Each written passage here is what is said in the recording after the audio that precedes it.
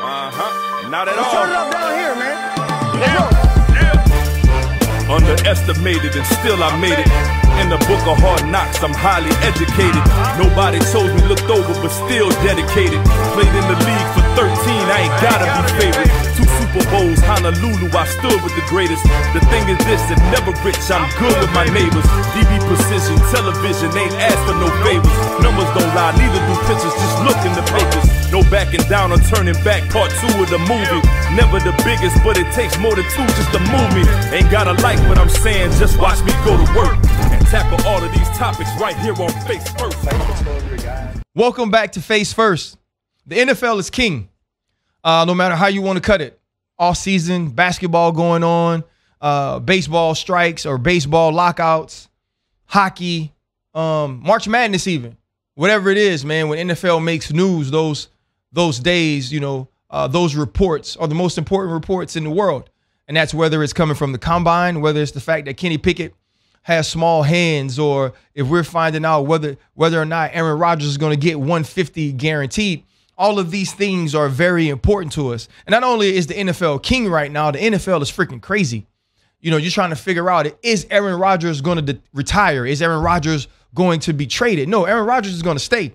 And Aaron Rodgers is going to stay, and he's going to get $150 million guaranteed. Aaron Rodgers is going to get to hold the Green Bay Packers over a barrel every single year and say, maybe I'll quit, maybe I won't. And also, the Green Bay Packers are going to have to figure out, how do they play football in the future, knowing this man has gotten that much money, knowing this man is owed that much money. So they're basically banking or saying to their future, we don't know what that's going to look like, but we are really invested in the now and really invested in number 12. Russell Wilson, go Hawks. Russell Wilson that lays in the bed, you know, butt naked with his chain on with his wife when he signs the huge deal in Seattle, and he says, you know, I want to be a Hawk for life. And at the end of every single press conference, it's go Hawks. You know, that same Russell Wilson is now a Denver Bronco. That same Russell Wilson is now saying, I plan to play 10 to 12 more years. I plan to win 3 or 4 more Super Bowls. Well, you've played 10 and you've won 1. And a lot of people don't even say or necessarily give you that one. That one is for Marshawn. That one is for the Legion of Boom. But now you go to Denver and you got a new lease on life and you're happy. And I said it on TV. Happy people say happy things. And we get really excited about these things and we want to tell people we are here forever. But we are learning that forever is a shorter time than we thought. And then now you have Matt Ryan in Indianapolis because Carson Wentz is now a Washington Commander and Baker Mayfield is looking for a job, but nobody wants to give Baker Mayfield a job. And it's probably because they feel like his team did something stupid. It's probably because they feel like the Cleveland Browns did something they shouldn't have done. And what the Cleveland Browns did was give Deshaun Watson $230 million guaranteed and give up first-round picks and fourth-round picks and fifth-round picks for years in order to acquire Deshaun Watson. And that $230 million guaranteed was on top of what Deshaun Watson already had, which was the deal he signed 2 years ago, and he didn't even play last year. And we'll get back to Deshaun Watson not playing last year. Because what this has created for the people that cover the sport, for the people that love the sport, is this huge moral issue or this huge moral question on how do we cover Deshaun Watson? What's the most important thing in the Deshaun Watson case? And I'm sure many of you don't need this or don't need to know this, but Deshaun Watson has 22 civil lawsuits pending. Deshaun Watson is accused of sexual assault, sexual misconduct, as it pertains to 22 different therapists. And now this is such a deeply layered conversation because it starts here. For those of us who have to speak about it, being neutral is not okay. I am someone who has been largely neutral. Now, I have to be honest in that Deshaun Watson's agent, David Mulugeta, is a good friend of mine. Deshaun Watson is someone I know only a little bit personally. I don't know any of the 22 22 women that Tony Busby is representing. I have not had conversations with those women. What I do know is I will not disrespect or fail to protect those women and their stories and what they consider their truths and their allegations against Deshaun Watson. I also don't know enough about them to believe them. Here's what I know. What I know is if my daughter came to me in any capacity and told me that someone has wronged her, told me that someone has harmed her, told me that someone has approached her in a way that is even the slightest bit less than respectful, then I have an issue. And as much as I would like to say that I could be level-headed in that situation, my first thing and my first thought is going to be guilt for the person she's talking about. It's going to be wanting not only justice, but revenge and vengeance against that person. And that's whether that person is a man or a woman, because that's my child. That's my daughter. And so I understand that now when we are speaking of these things, that there are 22 women and their families that wholeheartedly believe a certain thing. And so now every time we make a statement, we have to be mindful of that.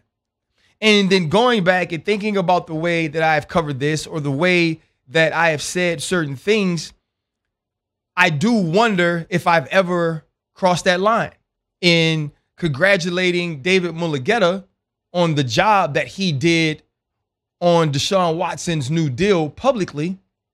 Is that in some way disrespectful to 22 women and their families? And you dig into it and you know that that's not your intent, but there's a difference between intent and impact. And so now if I put myself in that father's shoe or that brother's shoe or that boyfriend's shoe or that husband's shoe, and you're looking at Ryan Clark, you're wondering, okay, where's your moral compass? How do you see this thing? And the blessing for me is I get an opportunity to sit here, and I don't know who's going to listen to this or who's going to hear this. I get to sit here and say that those women's bodies, those women's feelings, the things that they're dealing with, those things are first in my mind because I have girls, because I understand that when we look at women in this world, there's no one that is more undervalued in this country. When we look at black women in this world, that's even more so. And so when I think about this situation, anytime I have an opportunity to speak on it, I have to speak on it from that point. I have to understand that there are people that can be hurt by certain things that will be said going forward as it pertains to Deshaun Watson, to the money that he was given, and to all the things that surround him with all of those uncertainties. And now the NFL saying, you know what? It's okay that you move forward, Cleveland Browns. So now I look at it from Deshaun Watson's point of view. I look at it from being a black man. I look at it from being a black athlete. I look at it from being the father of a young black man. And I think to myself, okay, here in this situation, if I'm sitting at home and I'm talking to Deshaun, what are my feelings? My first hope is that Deshaun is honest with me.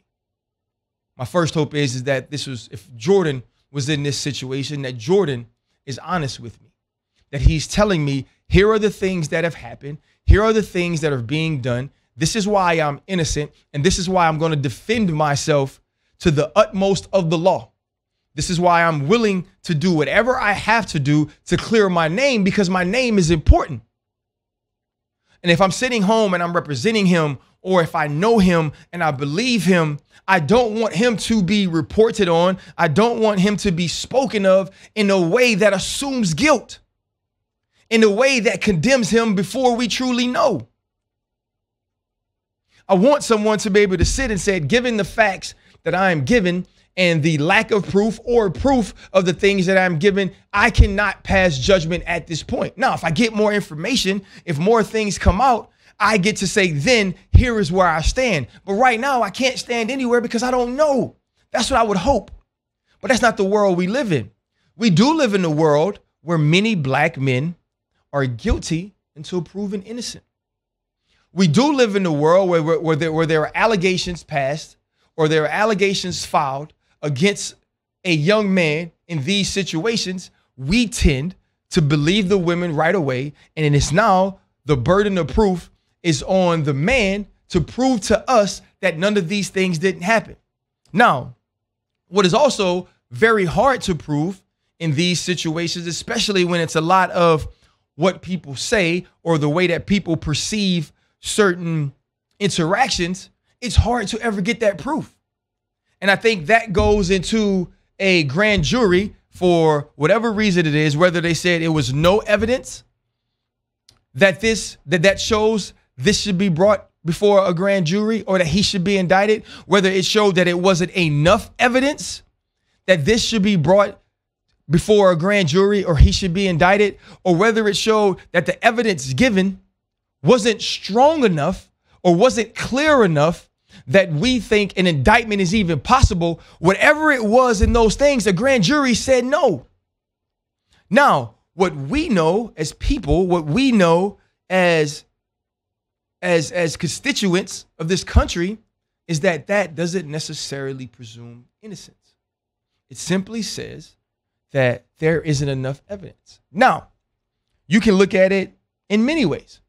If you're in Deshaun Watson's camp, you're certainly going to believe that because you believe he's innocent, because he said he's innocent, you're certainly going to believe that whatever it was that pertained to the evidence that didn't allow a grand jury to indict, you're certainly going to feel vindicated in the proof of your innocence. But that's not necessarily what is said.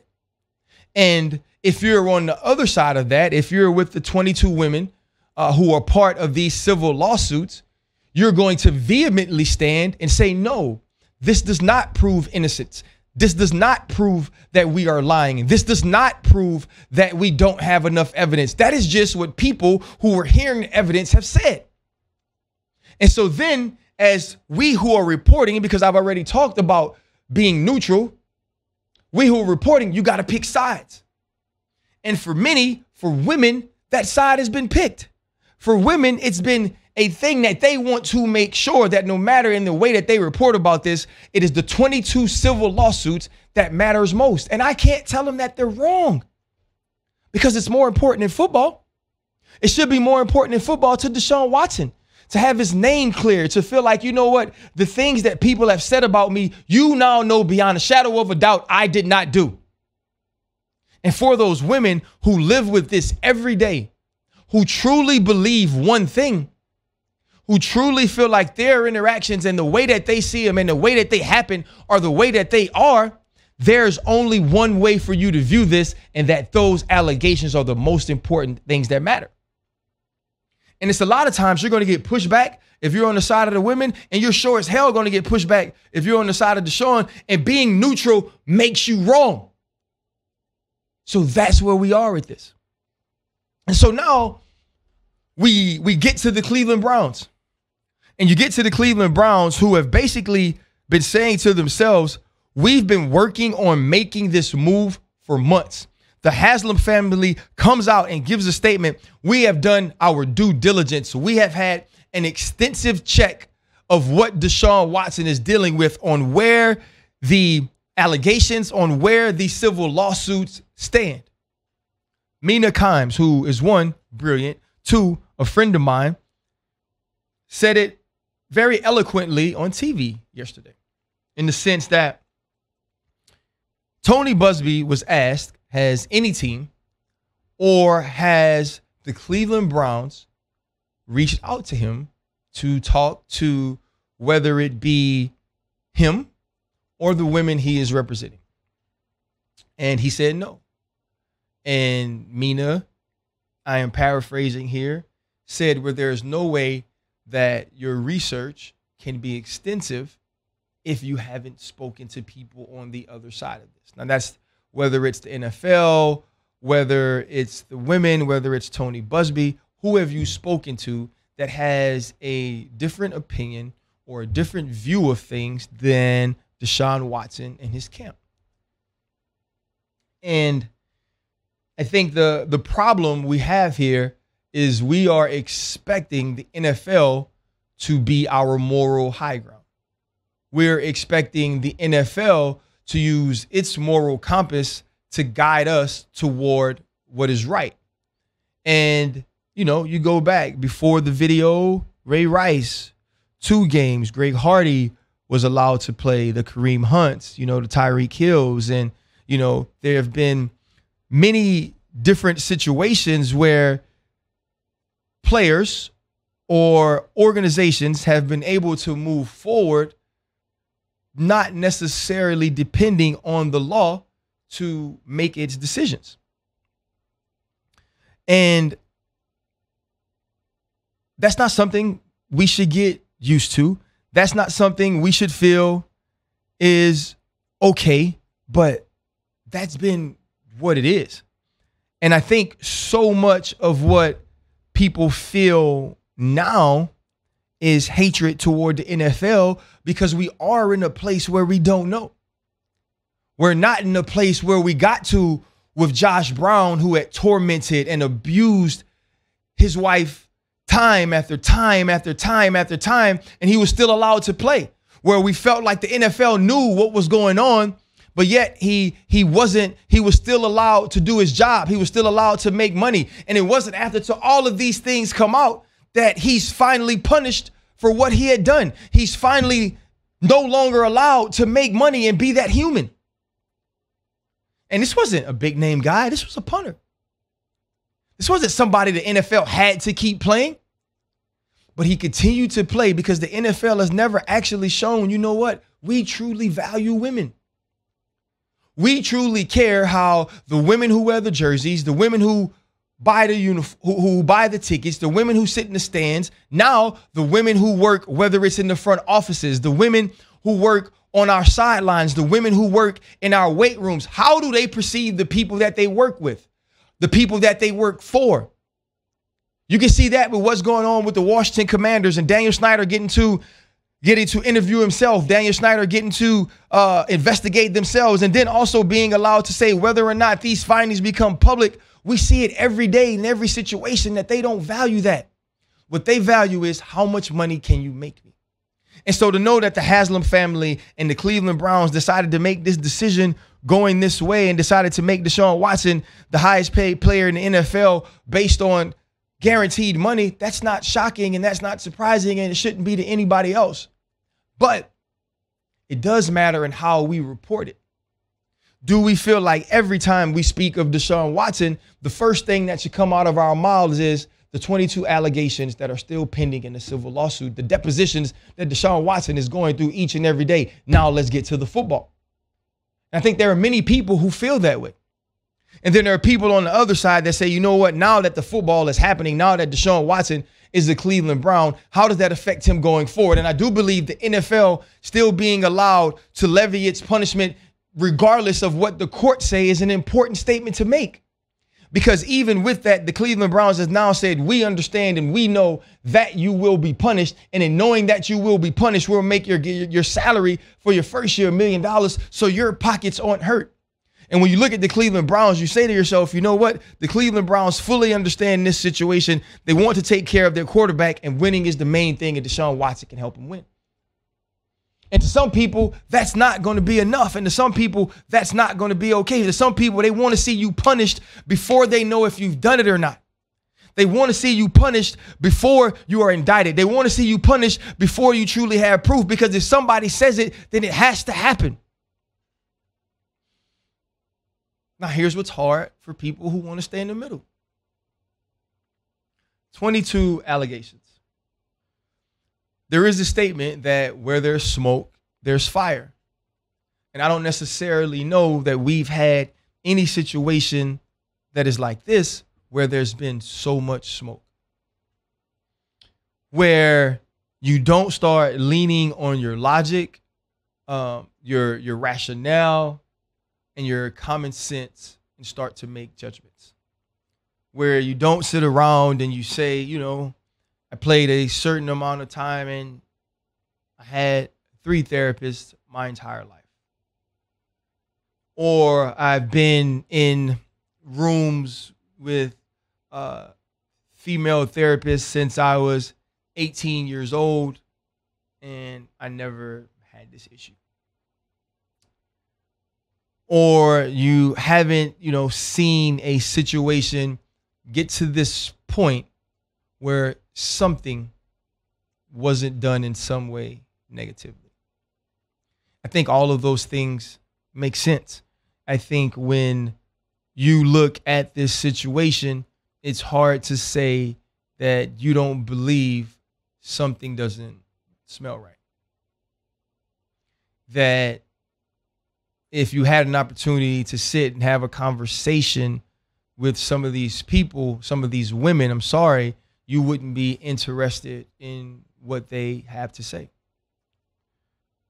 From what I know about this situation, Deshaun Watson has cooperated in every way. Deshaun Watson wanted the cops involved right away. Deshaun Watson wanted to speak to the NFL right away. Deshaun Watson has not in any situation hid from talking to authorities, hid from talking to people that can make decisions about what these 22 women have said and what Deshaun Watson has claimed the entire time.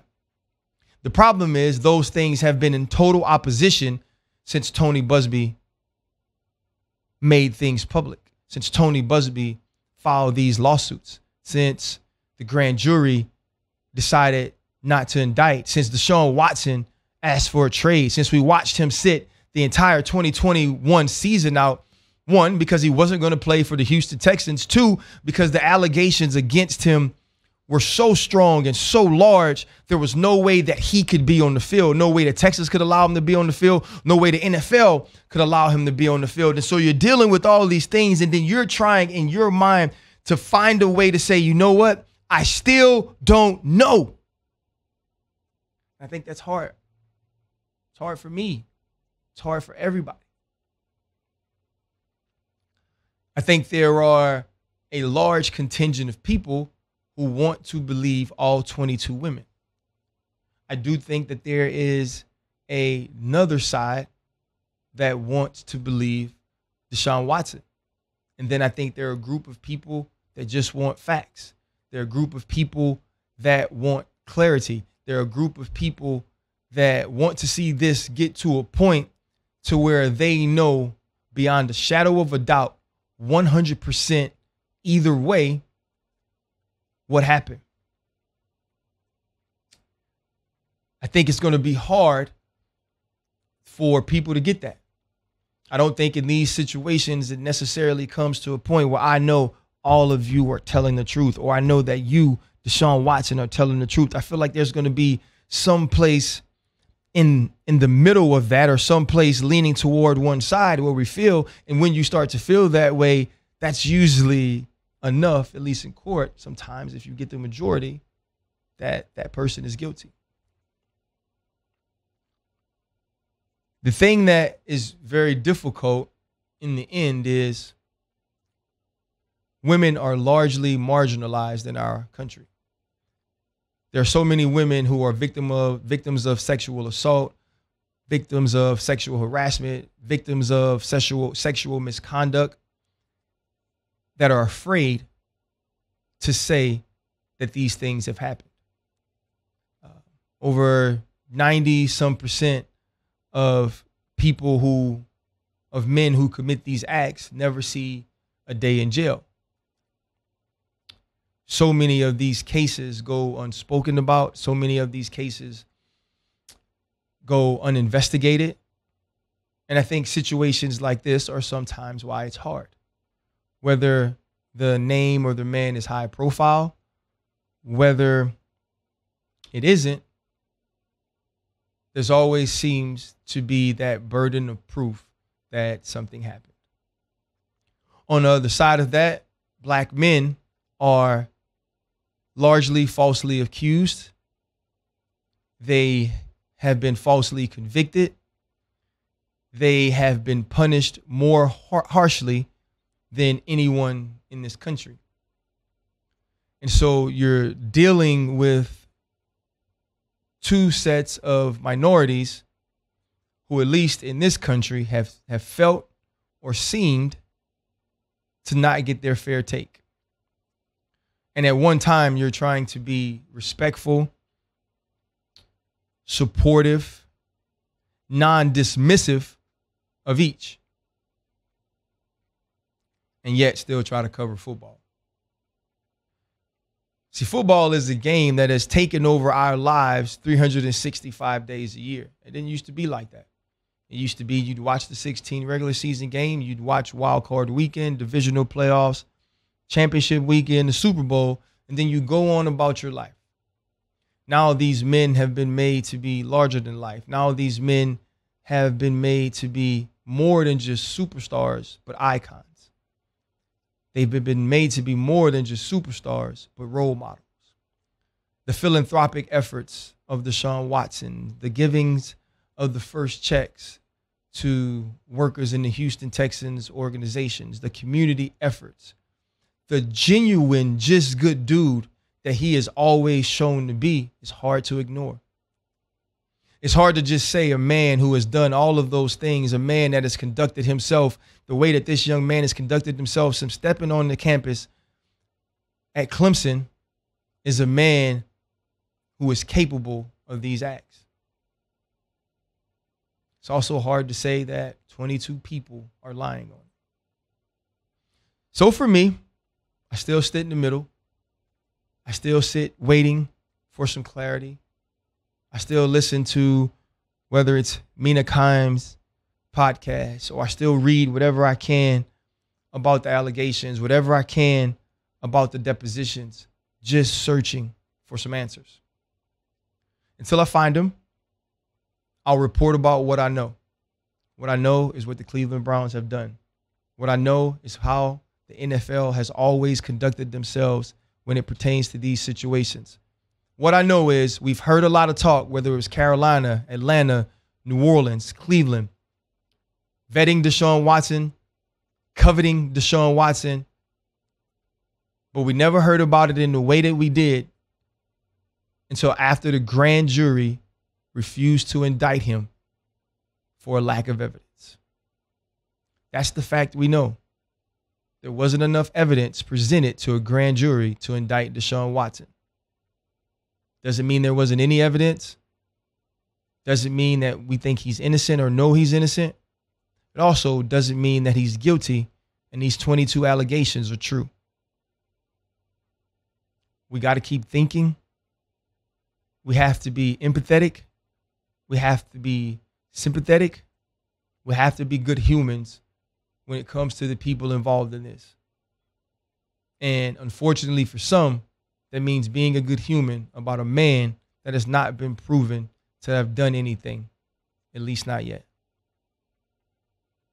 I'm going to close this one a little different, and it's probably off the beaten path, and I don't know how people are going to feel about this.